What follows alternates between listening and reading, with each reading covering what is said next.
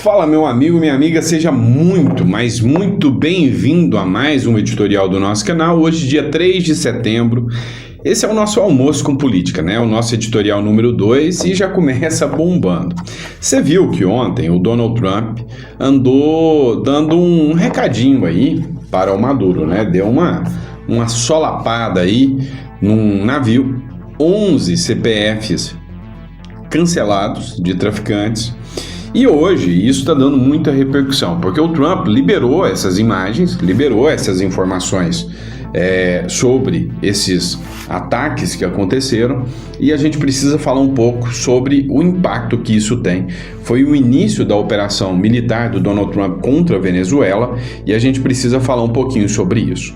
Outro ponto que a gente vai comentar aqui também é sobre a tramitação de pedidos de cassação na Câmara dos Deputados, que a gente precisa comentar, e o projeto da anistia, que agora parece que o Tarcísio de Freitas resolve encabeçar, né, e capitanear a ação sobre o projeto de anistia. A gente vai falar sobre tudo isso aqui com você nesse editorial. Então seja muito bem-vindo, é um prazer enorme estar aqui com vocês. Se você busca um canal que traz informações sempre com seriedade, sempre buscando as melhores informações para estar trazendo para você, então não deixa de seguir a gente no canal. As informações aqui sempre são trazidas com máxima responsabilidade para você, tá bom? E sempre focando na política e geopolítica regional, principalmente aqui da América Latina, mas também do mundo. A gente sempre está trazendo notícias da Europa, Estados Unidos, Brasil, tudo isso para você ficar sempre muito bem atualizado. Se você quer um canal que traz informação de relevância, não esquece de se inscrever, né? Manda esse vídeo para sua sogra e fala, ó, assiste aí no final aí, ó, ele falou de você, tá? Mas, brincadeira à parte, vamos para cima porque tem muita informação. Primeira informação que eu quero trazer para vocês é matéria que eu trago agora do site G1 para vocês. Dá uma olhada. O governo Trump divulga as primeiras fotos de navios de guerra no Caribe. O governo dos Estados Unidos divulgou nesta terça-feira as primeiras imagens dos navios de guerra que enviou à América Latina, já situados no Mar do Caribe, perto da costa da Venezuela. As fotos mostram o navio de ataque anfíbio USS Iwo Jima e os navios de transporte USS San Antonio e USS Fort Lauderdale, com capacidade para transportar mísseis e canhões, né? Então vou colocar aqui para vocês, vou chegar mais próximo para que vocês possam ver, né, o arsenal gigantesco que o Donald Trump, né, divulgou hoje, né, para mandar um recadinho claro aí à turma da Venezuela, né? Parece que fizeram um ensaio fotográfico só para mostrar a força do poderio bélico norte-americano. Por que o Trump está fazendo isso, né? Qual que é a ideia do Trump de ficar mostrando a força bélica, o poderio bélico? É uma medida prática, né? Quando você faz ataques, existem dois ataques contra o inimigo. O primeiro ataque é o físico, ou seja, é bomba, tiro, porrada e bomba, colocar para ferrar mesmo. Esse é o primeiro ponto. O segundo ponto é o psicológico. Com, né, o Maduro fazendo investidas, falando a vice-presidente de que os Estados Unidos serão aniquilados, isso seria para causar dois motivos, né? Ou para causar terror psicológico no inimigo, que aqui nesse caso não se aplica. Você acha que o Donald Trump está com um pinguinho de medo do exército venezuelano? Claro que não. Então, já que não é para causar terror aos Estados Unidos, por que o Maduro fica fazendo essas bravatas de que vão eliminar os Estados Unidos, vão acabar com os Estados Unidos? Qual é o motivo? É simples. Comoção interna. Trazer para o Maduro a figura do nacionalista, do patriota, defensor da pátria. Porque se o Donald Trump estiver fazendo bravata e não entrar para chutar o traseiro do Maduro, o Maduro sai como um grande herói que enfrentou os Yankees. É a mesma coisa que o Lula está fazendo aqui, tá? O Lula quer pagar para os eleitores dele como o único presidente que enfrenta o Trump, né? No ponto econômico, né? É a mesma coisa que o Lula está fazendo. Até parece mais o Lula e o Maduro, né? Se é que você me entende. Agora, o Donald Trump, por seu lado, ele quis mostrar mais força ainda. Foi onde? Um navio com drogas que saiu da Venezuela, indo em direção aos Estados Unidos, foi interceptado. Tá, mas não foi qualquer interceptaçãozinha. Foi míssil mesmo, foi pou, pou, e 11 CPFs cancelados. Foi o que aconteceu. O Donald Trump poderia só ter interceptado, dado um tiro de alerta, falando: ô filho, para aí, quero pegar as drogas. Como aconteceu na operação conjunta dos Estados Unidos com o Equador, eles apreenderam um navio de drogas com mais de meia tonelada, mais de 1 tonelada, não sei que foram 700 milhões de dólares em drogas que foram apreendidas, ninguém morreu, nenhum CPF cancelado. Dessa vez, uma embarcação menor, com menos poder bélico, o Trump poderia ter falado: ô, para aí, nós vamos apreender as drogas. Não, o Trump só... Por quê? Porque ele quis mandar um recado claro para o Maduro. Então dá uma olhada, a matéria da Globo News, de novo, no Instagram. Estados Unidos, o governo americano disse que atacou um barco de narcotraficantes da Venezuela, que 11 pessoas teriam morrido. Dá uma olhada na cena. Trump nunca havia ordenado qualquer espécie de operação desse gênero, não havia sido feito nada desse estilo, nem no atual governo, nem no anterior governo Trump. O fato é que esses navios enviados por Trump ao Caribe para combater o narcotráfico fizeram hoje a sua primeira ação, atacando em águas internacionais, na parte sul do Caribe, esse barco que havia zarpado supostamente da Venezuela e que, segundo Washington, levava drogas rumo ao mercado americano. Morreram os 11 tripulantes da nave, que era uma espécie de lancha rápida, como vemos ali nas imagens. Trump confirmou e ordenou o disparo e sustentou que a lancha estava sendo usada pelo grupo criminoso Tren de Aragua, que é uma máfia venezuelana. Esse grupo foi classificado recentemente pelo governo americano como organização terrorista estrangeira. E a Casa Branca considera que o autocrata venezuelano Nicolás Maduro é um dos líderes desse grupo. Trump também afirmou que o barco transportava narcóticos ilegais e que nenhum militar norte-americano ficou ferido. O secretário de Estado, Marco Rubio, reforçou nas redes que se tratou de uma ação letal contra uma embarcação de narcos que partiu da Venezuela. Há vários dias, uma pequena frota dos Estados Unidos está no Caribe com a missão oficial de combater o tráfico de drogas, tráfico que parte desde a Colômbia e a Venezuela e atravessa o Caribe rumo ao litoral sul dos Estados Unidos. Recentemente, a Casa Branca anunciou o aumento da recompensa que oferece por informações que levem à captura de Maduro de 25 milhões de dólares antes e para os atuais 50 milhões de dólares, isto é, dobrou a recompensa. Na semana passada, Maduro ordenou a mobilização das Forças Armadas e das milícias bolivarianas para enfrentar uma eventual ação militar americana. Maduro declarou ontem que a região enfrenta, abre aspas, a maior ameaça em 100 anos, fecha aspas, e alertou, abre aspas, se a Venezuela for agredida, nós declararemos luta armada, fecha aspas. Trump nunca havia ordenado E o que o Trump está querendo, literalmente, é que a Venezuela dê o primeiro passo com o exército venezuelano contra o exército americano. Assim, tá o ambiente perfeito, o adubo perfeito, né, para crescer ali dentro o exército americano e retirar o Maduro. Então, vamos lá. Matéria do CNN Política aqui.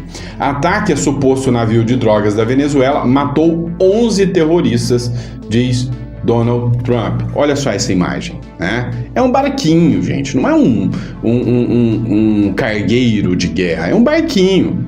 E aí tá lá carregado de droga, tá lá a farinha lá dentro, né? Você vê os sacos de farinha lá dentro. De repente, olha isso. Bum, acabou. 11 CPFs cancelados, tá? Agora eu te pergunto, é maldade do Trump isso aqui? Nossa, como o Trump é malvadão, ele poderia ter parado os barquinhos. Então, o que é o negócio? O que é o problema aqui? É que o Trump, ele quis dar um recado claro. Se você é um narcoterrorista alinhado ao Maduro, eu não quero conversar com você mais. Você vai pro fundo do mar. Se você resolver passar voando ou de barquinho, nós sabemos que você é terrorista e vamos afundar você.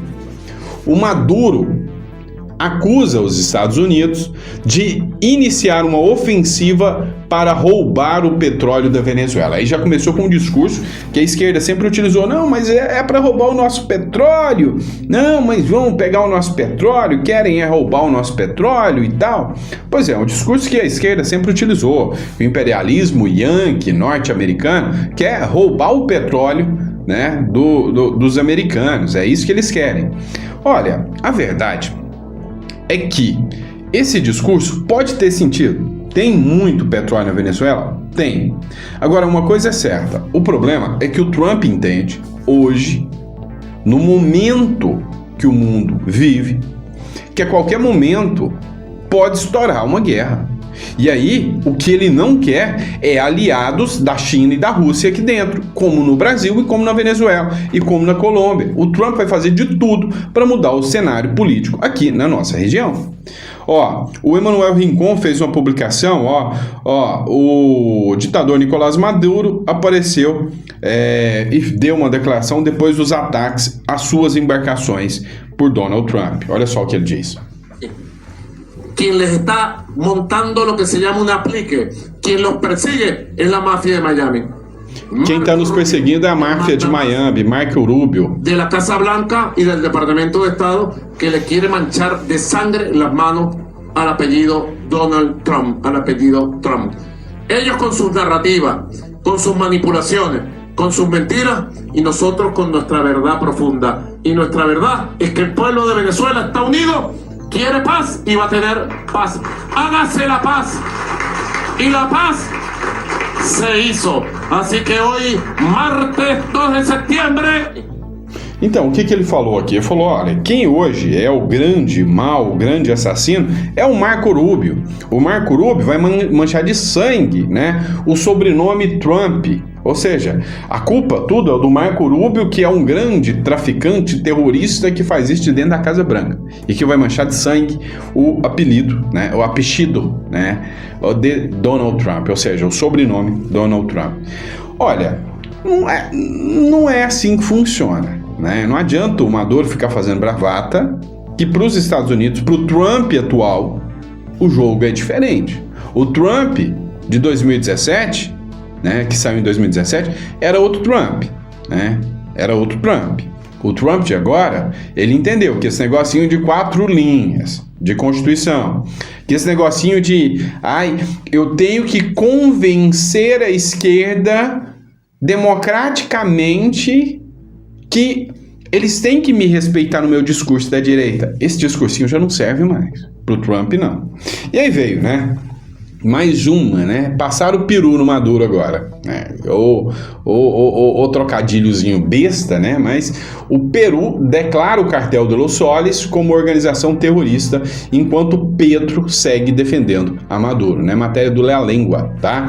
Olha, me chamou a atenção isso aqui. O Peru que não é bobo nem nada, o Peru que não faz glu-glu, né? Aqui, na verdade, ele não é besta, mas nem um pouquinho. Ele entendeu o seguinte: sou eu que vou entrar nessa briga contra o Trump para defender o Maduro? Tô fora. Não sou eu que vou entrar nessa. Então, nós já temos Argentina, Paraguai, Equador, agora a Bolívia, todos declarando, né?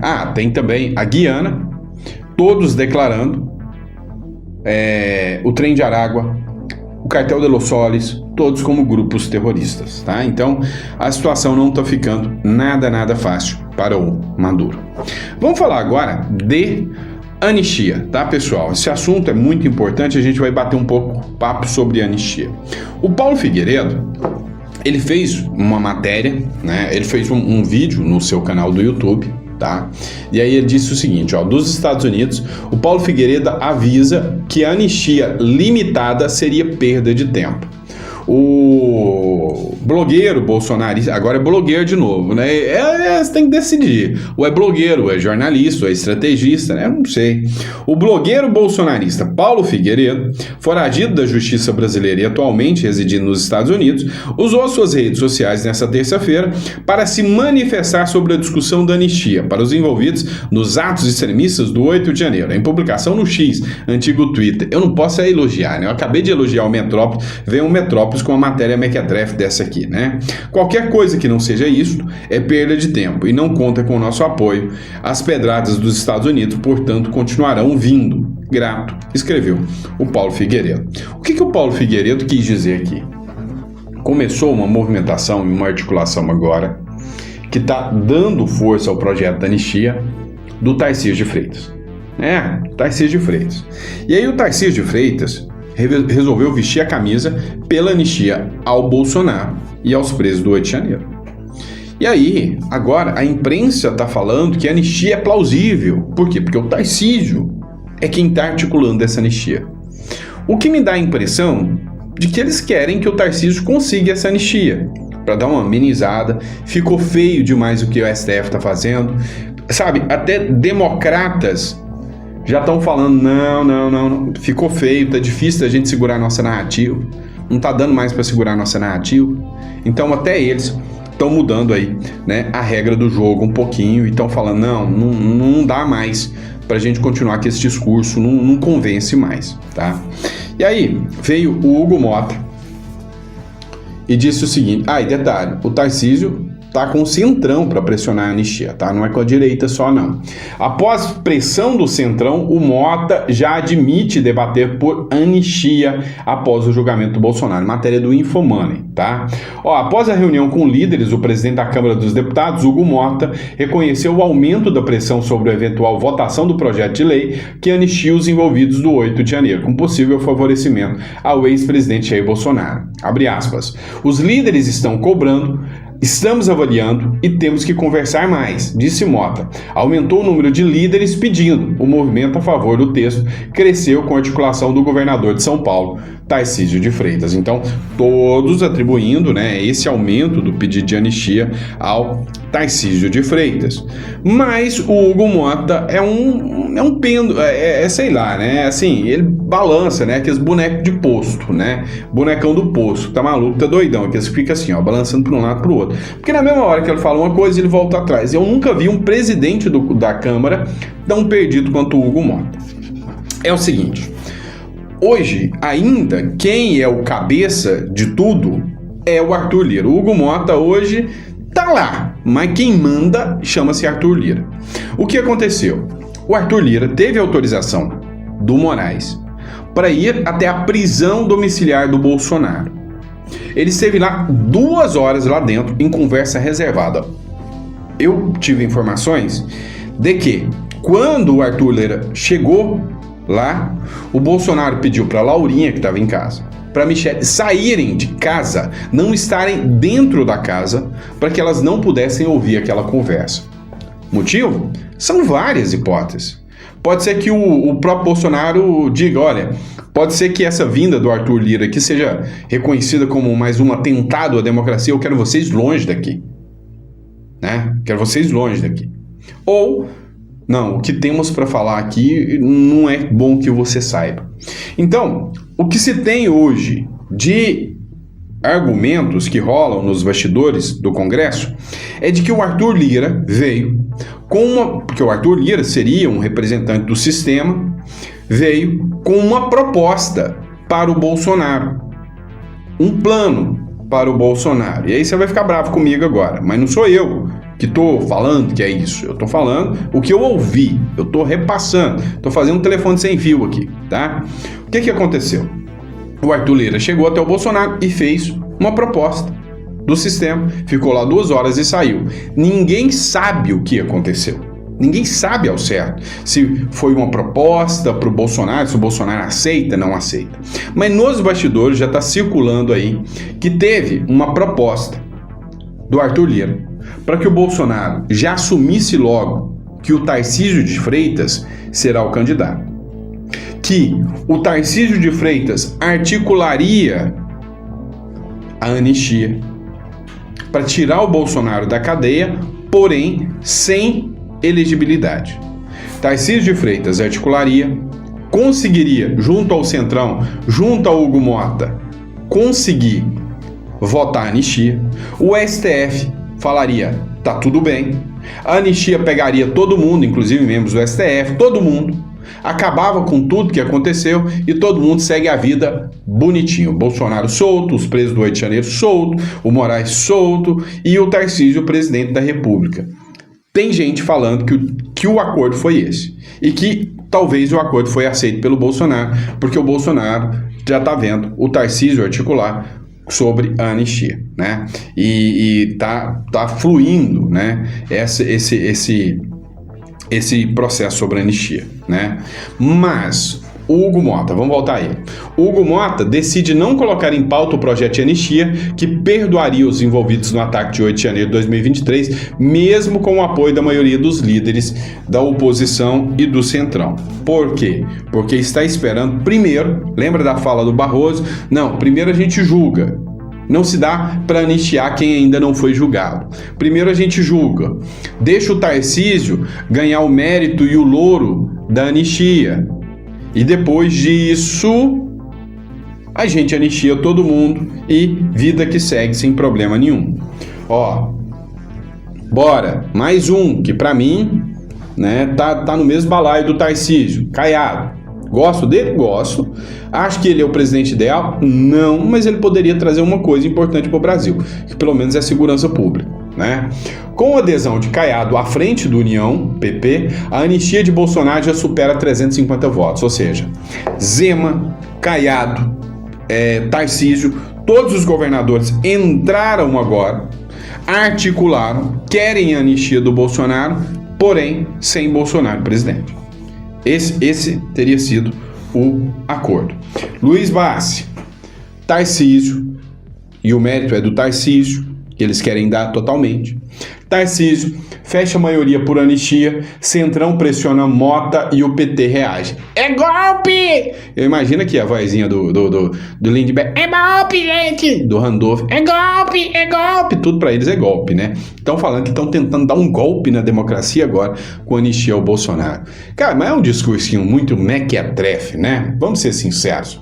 A articulação do governador de São Paulo, Tarcísio de Freitas, para que a Câmara dos Deputados vote uma anistia de Jair Bolsonaro, logo após o julgamento no STF, aumentou a pressão sobre o presidente da casa, Hugo Mota.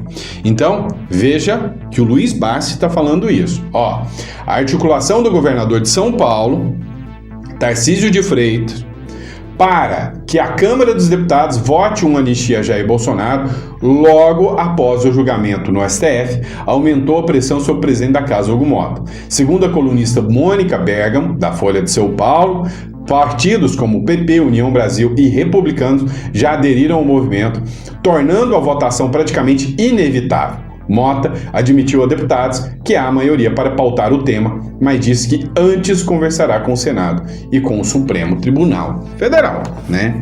Ora, Supremo Tribunal Federal não é entidade política, vai conversar com eles pra quê, né? Aí vem o Lindbergh. Disse que o Mota garantiu que não vai ser pautado a anistia, né? Aí o Lindbergh falou aqui, eu vou poupar seus ouvidos dessa aqui. Junto com o Tarcísio de Freitas, vem o Aldo Rebelo, ex-ministro da Dilma Rousseff, e disse o seguinte, ó, vamos defender a anistia. O Aldo Rebelo é uma figura que eu gosto dele. Cara, você tem que entender o seguinte, você gostar de alguém não quer dizer que você concorda com 100% do que ele fala.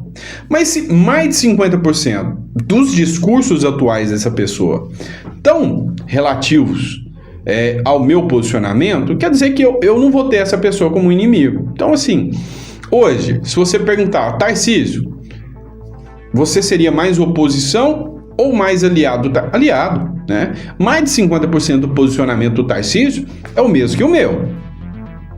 Caiado, também mais de 50% do posicionamento do Caiado é igual ao meu. Outros não. Por exemplo, posicionamentos do Caiado, principalmente em relação ao STF. Bolsonaro, sim, posicionamento do Bolsonaro em grande parte, 50% é alinhado com o meu. E Lula, 100% desalinhado com o meu, tá? E aí, este é uma oposição, tá? O Aldo Rebelo é uma figura que me surpreendeu. Eu conheci ele no Museu do Amanhã, isso em 2022, tá? Durante o período eleitoral. Não é novidade para ninguém que em 2022, quando aconteceu a candidatura do Pablo Marçal. Eu articulei para ele participar do Museu do Amanhã, né? Então eu estive no Museu do Amanhã articulando para o Pablo Marçal, para ele poder se expor ali. Não é novidade para ninguém isso aí, eu já falei milhares de vezes para vocês. E aí teve o Museu do Amanhã, ele participou dessa reunião, foi onde eu conheci o Aldo Rebelo. Participei de uma palestra dele, eu falei, pô, esse cara é inteligente, bobo ele não é. Ele é muito inteligente, os argumentos deles são muito interessantes. E aí era um momento de transição do Aldo Rebelo para, né, sair dessa esquerda radical. Ele era do PCdoB. E aí hoje ele entra nesse centro, né, centro-direita. Hoje eu duvido. Acho que as ideias do Aldo Rebelo não dão para ser consideradas mais como a esquerda radical do governo Lula e da turma, né? Ó, o Lindbergh Farias eu falei que eu ia poupar você, mas não vou poupar não. Eu tenho que ouvir esse tipo de porcaria para poder trazer matéria para vocês. Vocês vão ouvir também. Olha isso. Olha, eu tô gravando esse vídeo para fazer uma denúncia para você, para falar sobre um golpe que está sendo arquitetado aqui no parlamento. Golpe. No primeiro dia de julgamento do Bolsonaro pelo Supremo Tribunal Federal, golpe. No relatório duro do ministro Alexandre Moraes, numa sustentação inquestionável feito pelo Procurador-Geral da República, Paulo Gonet, que pede a condenação de Jair Bolsonaro e dos outros que estavam envolvidos nessa trama golpista. No momento em que todo o Brasil tem a expectativa de condenação e prisão de Jair Bolsonaro, aqui no parlamento, com a articulação do governo... Vamos lá. Deixa pra lá. Ele tá falando do Tarcísio, né? Cansou meu ouvido também. Cuidado. Tem muita gente levando em consideração, ridicularizando o Lindbergh Farias, não sei o que, falando apelido. Cuidado. Esse cara tem um vínculo com o Alexandre de Moraes, com o Supremo Tribunal Federal gigantesco. Não é pequeno, não. Cuidado, tá? Hoje, o maior problema que se tem é você considerar, né, o sabichão e não perceber o que está rolando. E hoje o que está rolando é o seguinte: o Lindbergh Farias, ele hoje se tornou a peça articuladora junto ao Supremo para minar as ações contra, né, minar as ações, para propulsar, né, dar propulsão às ações contra os presos do 8 de janeiro, contra o Bolsonaro e contra a oposição. Se depender do Lindbergh, não existe oposição no Brasil. É isso aqui que ele está articulando, e está articulando com maestria, enquanto todo mundo fica rindo achando que ele é brincadeira. Não é, né? Ó, oposição e Centrão apela por anistia, mas Mota opta por outra pauta. Quem está pressionando hoje é o Lindbergh Farias, e o Lindbergh Farias está tendo mais pressão do que a oposição, mais pressão do que o Centrão. O Mota está muito mais tendente à esquerda. O Mota é outro Pacheco. Lembra que o Pacheco pagava de moderado, mas no último palanque ele tá lá: não, vamos ser golpistas, ai, essa bandeira não será suor de sangue de fascista. Então, ele se entregou. Tem nada de moderado, é esquerda radical, né? E aí vem o Tarcísio de Freitas aqui, ó. Tarcísio de Freitas consegue maioria por anistia, Centrão pressiona Mota e PT vê golpe. É da Mônica Bergamo, tá? Ou seja, o Tarcísio é o grande herói da parada. O Tarcísio que conseguiu, não adianta, né? A oposição tá brigando há maior tempão, mas o herói é o Tarcísio. Tarcísio envia secretário a Israel em missão oficial em meio à crise com Lula. Ou seja, o Lula criou uma crise, se tornou uma persona não grata, rompeu relações, né, com o governo brasileiro. Mas adivinha quem é o super-herói que aparece lá para resolver o problema? Tarcísio de Freitas. Adivinha quem é que vai estar com o Trump para resolver o problema do tarifaço? Tarcísio de Freitas, que o governador, acho que é da Geórgia ou da Califórnia, acho que é da Geórgia, vai levar o Tarcísio para conversar com o Trump. Adivinha quem vai resolver o problema? O Tarcísio. Você entendeu que as pautas do Tarcísio deixaram de ser as pautas de São Paulo e passaram a ser pautas nacionais? E ninguém, além do Eduardo Bolsonaro, está questionando isso mais. Você está vendo algum aliado do Bolsonaro? Você está vendo o Silas Malafaia? Você está vendo alguém falar no Tarcísio? Olha aí, ó, tá passando na frente do Bolsonaro. Ou seja, o Tarcísio já deu a rasteira no Bolsonaro, já assumiu o protagonismo e já está levando aqui, sem sombra de dúvidas, o mérito por pautas que antes seriam do Bolsonaro. Ó, Poder 360, Dia 360. Tarcísio de Freitas viaja a Brasília para articular anistia aos envolvidos no 8 de janeiro. Eis que o Tarcísio ganhou o protagonismo como articulador internacional. Resumindo, lembra que eu falei para vocês que há uma especulação de que o Lira foi até a casa do Bolsonaro justamente para fazer essa proposta. Então, foi o seguinte, ó, Tarcísio é o nosso candidato, vai ser o Tarcísio a partir de agora, deixa o homem trabalhar, Bolsonaro, você já está preso mesmo, em troca, depois você sai da cadeia, você pode ir embora para os Estados Unidos, viver lá com o Trump, o Tarcísio vai articular a anistia para você, vai ganhar um mérito de tudo isso. Então, assim, veja o cenário que está acontecendo. O Tarcísio vem, faz um discurso, o dia que eu for presidente, o meu primeiro ato será um indulto ao Bolsonaro. Ok. E vem a Mônica Bergamo e fala, não, mas isso aí é mentira, porque o STF não vai deixar. Depois o Arthur Lira vem na casa do Bolsonaro, autorizado pelo Alexandre de Moraes, fica lá por 2 horas, conversando com o Bolsonaro, sem ninguém saber, sai. Na outra semana, o Tarcísio começa a articular só pautas internacionais. Não, eu vou lá conversar com o Trump para resolver o problema do tarifaço. Eu vou resolver o problema com Israel que o Lula está atrapalhando. Eu vou resolver o problema da anistia. E o Tarcísio deixa as pautas de São Paulo e vem para resolver as pautas internacionais e pautas nacionais. E aí vem o Caiado e fala, não, eu tô com o Tarcísio. Vem o Zema e fala, não, anistia, nós estamos apoiando, eu tô com o Tarcísio. Ou seja, o plano é o seguinte, e aí é bom você ir acostumando nisso aí. Tarcísio será o candidato, Bolsonaro continuará inelegível, Eduardo Bolsonaro ficará inelegível lá dos Estados Unidos, né? No máximo vão autorizar o Eduardo Bolsonaro a concorrer ao Senado.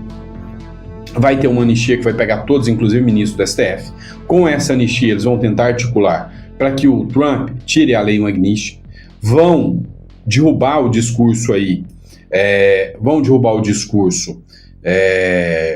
contra o Moraes, de que o Moraes persegue todo mundo, e aí o Trump não vai bater no Tarcísio, porque o Tarcísio não é o Lula. O Tarcísio vai abrir o comércio com os Estados Unidos, com China, com todo mundo, então seria o grande pacificador, o Tarcísio de Freitas, e parece que o caminho que está andando é esse. Se eu acho ruim isso aí, sinceramente, cara, é o Lula que está no poder, né? Então qualquer coisa é melhor do que o Lula. Mas se eu acho que é o ambiente perfeito, não é não. Mas já é melhor do que nada. E se eu estiver falando besteira, pode me criticar, eu não sou dono da verdade, tá? Às vezes eu acerto, às vezes eu dou cada errada aqui também, né? Mas o importante é a gente poder estar debatendo, discutindo e falando sobre a política real aqui. O que é a sua visão? Você acha que o desenho é esse ou eu estou falando besteira? Coloca no comentário. Eu vou ler os comentários, que esse vídeo aqui eu mesmo achei interessante para saber qual que é o posicionamento de vocês sobre o Tarcisão do asfalto. Aí eu quero saber, tá bom? Abraço, pessoal. Fica com Deus e vejo vocês no próximo editorial. Obrigado e desculpa o sincericídio aqui que a gente faz assim mesmo, tá? É meu, eu sou sincerão, é assim que eu sou, tá bom? E para você que está preocupado com tudo isso, está preocupado com o Brasilzão, acha que isso aqui já chegou num nível estarrecedor, na descrição eu vou deixar aqui para vocês o link do nosso escritório para te dar uma consultoria sobre a saída do Brasil para o Uruguai, tá? Ter uma residência no Uruguai, ter um plano B, não ficar à mercê do Brasil. Quando você vai para outros países, você abre o seu horizonte, tá? Para mim, a melhor coisa que aconteceu na minha vida foi um ex-assessor do Alexandre de Moraes, procurador, tá? Ter entrado com um processo contra mim de fake news. E eu falei, cara, se eu sou condenado, eu não posso nunca mais sair do Brasil. Eu vou ter um antecedente criminal, eu tô lascado. Então Uruguai. E aí eu conheci um mundo novo, Uruguai, Paraguai, Argentina, e aí eu entendi o quanto é importante você sair desse mundinho que você conhece chamado Brasil e ver outras opções, outros países, é importante. Então, se você quer entender um pouco isso, clica na descrição aqui, o Uruguai é uma ótima opção para você. Tá bom? Muito obrigado pela confiança, pela credibilidade e a gente volta daqui a pouco no próximo editorial. Que Deus te dê uma mesa farta, repleta de bênçãos para você e sua família. Desculpa o vídeo longo, hoje eu gostei do bate-papo, tá bom? Abraço, fica com Deus.